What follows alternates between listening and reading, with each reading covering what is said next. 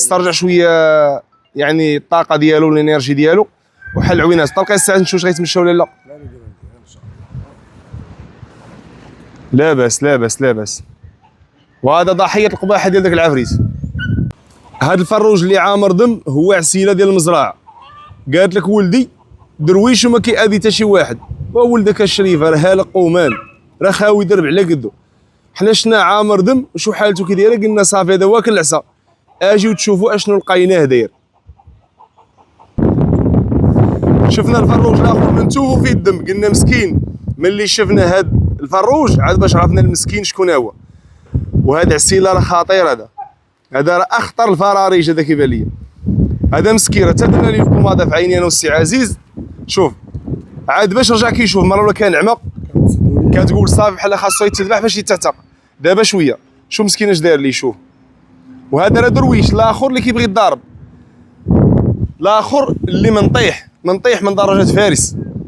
وهذا الشيء علاش قال سيدنا عمر رضي الله عنه وارضاه: اذا اتاك احد مفقوعه عينه فلا تحدث شيء لعل الطرف الثاني مفقوعه عيناه الاثنتان. هذه الحكمه سبحان الله العظيم. ملي شفنا الفروج الابيض المره الاولى قلنا الفروج كلا العصا، ملي شفنا هذا عرفنا شكون كلا العصا وعرفنا شكون وكل العصا. بور سا جو كخوا كو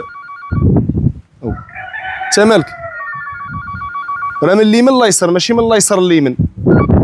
الله يا ودي تا مالك كيتفرجوا فينا ناس فرنساويين ولا ناس ما كتفهمش العربيه ولا شنو؟ اش دخل الغربه بيناتنا؟ الله يرضي عليك اخر مره. والمهم خرجت طريفه يا اخواني الكرام. هذا مسكين راه دقدق، راه ملي لقيناه جوج تراقيده سمعتي، يعني مدقدق مفصل مسكين. دابا راه شويه، دابا راه استرجع شويه يعني الطاقه ديالو والانرجي ديالو وحل عوينات. تلقى الساعه نشوف واش غيتمشى ولا لا. لاباس لاباس لاباس. وهذا ضحيه القباحه ديال داك العفريت.